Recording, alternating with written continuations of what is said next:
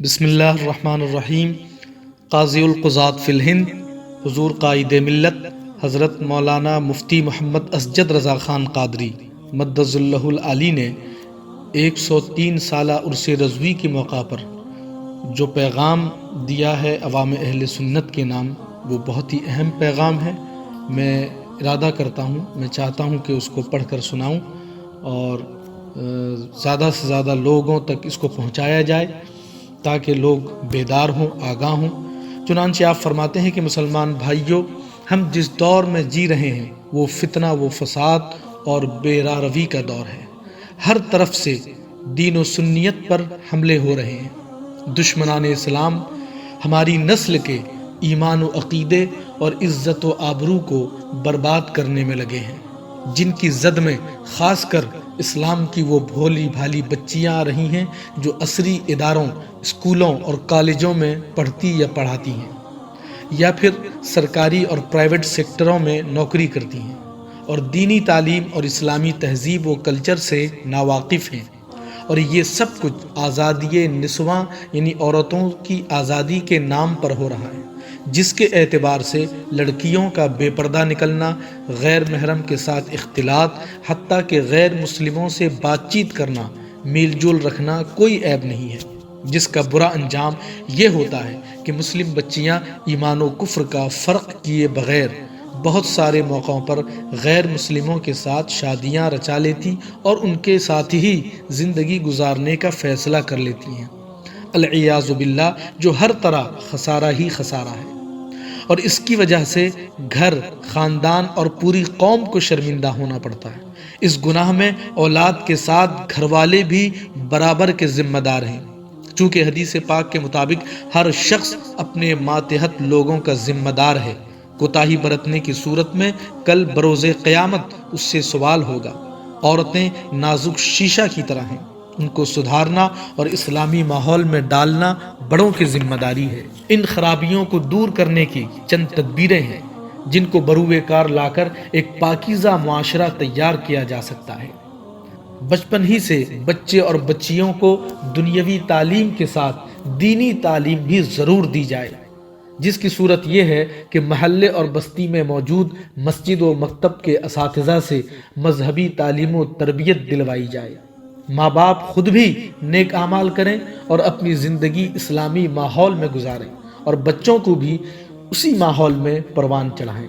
کیونکہ بچے شعوری و غیر شعوری طور پر ماں باپ کی بات سے زیادہ ان کے کردار کو لیتے ہیں۔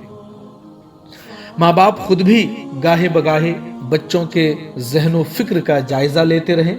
کہ کہیں اسکول کے ماحول نے ان کی فکر کو خراب تو نہیں کر دیا ہے، اور موبائل کے بے جا استعمال سے بچوں کو دور رکھیں۔ ان کے اخلاق و عادات، رہن سہن اور ہمجولیوں پر بھی نظر رکھیں کہ انسان ماحول کی پیداوار ہے، جیسا ماحول پاتا ہے ویسے ہی کرتا ہے۔ ماں باپ بچوں پر حد درجہ بھروسہ نہ کریں، بلکہ خود بھی عقل سے کام لیں، کیونکہ شیطان ہر لمحہ بہکانے میں لگا ہے۔ حدیث پاک میں ہے، شیطان انسان کے جسم میں ایسے ہی دوڑتا ہے جیسے خون رگوں میں دوڑا کرتا ہے۔ شادیوں کو آسان بنائیں، چنانچہ حدیث پاک میں ہے، بہترین شادی وہ ہے جس میں کم سے کم خرچ ہو۔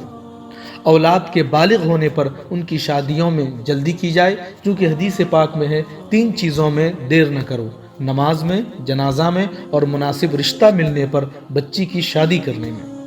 بھلائی کا حکم دینا اور برائی سے روکنا اس امت کا خاص وصف ہے، لہٰذا ماں باپ کے ساتھ مل کر محلے، پڑوس، قبیلے اور بستی کے بااثر لوگ کفار کے چنگل میں پھنسی ہوئی بچیوں کو راہ راست پر لانے کی بھرپور کوشش کریں، کہ کسی ایک کو راہ راست پر لانا سرخ اونٹ ذبح کرنے سے بہتر ہے۔ مساجد و مکاتب اور مدارس کے ائمہ و اساتذہ اپنی اپنی ذمہ داریاں محض ڈیوٹی سمجھ کر نہ کریں، بلکہ خلوص و للہیت کے ساتھ خدمت دین متین سمجھ کر کریں، چونکہ آپ کو اللہ پاک نے دین کی خدمت کے لیے چن لیا ہے، اسی لیے آپ کو علم دین کی دولت عطا فرمائی ہے۔ ائمہ، اساتذہ، خطبہ اور واعظین حالات زمانہ اور وقت کی ضرورت کے مطابق بلا کسی خوف و خطر کے عملی اقدامات کریں اور معاشرے کی خرابیوں کو دور کرنے میں بھرپور کوشاں رہیں، اور ان امور کو انجام دینے میں مرکز اہل سنت بریلی شریف کی رہنمائی بھی لیتے رہے۔ مساجد و مکاتب اور مدارس کے اراکین و ذمہ داران دینی کاموں میں اماموں اور مذہبی پیشواؤں کا بھرپور تعاون کریں۔ مسجدوں کے ذمہ داران اماموں کو بد مذہب کا نکاح و جنازہ پڑھوانے پر مجبور نہ کریں اور نہ ہی رد بد مذہباں کرنے سے روکیں کہ دشمنان دین اور گستاخان رسول صلی اللہ علیہ وسلم سے عداوت رکھنا تقاضائے حب نبوی اور ایمان کا حصہ ہے۔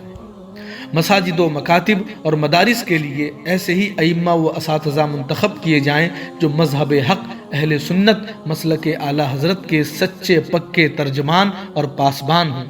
نیز ان پاکیزہ مقامات کے ذمہ داران بھی مذہب و مسلک کا درد رکھنے والے ہونی چاہیے تاکہ وہ دینی کاموں میں مفاد پرستی اور بیجا مصلحت پسندی کا شکار نہ ہوں۔ اللہ تبارک و تعالی ہم سبوں کو ان تمام ہدایات پر عمل کرنے کی توفیق عطا فرمائے اور حضور قائد ملت کو اللہ تبارک و تعالی صحت و سلامتی کے ساتھ عمر طویل عطا فرمائے۔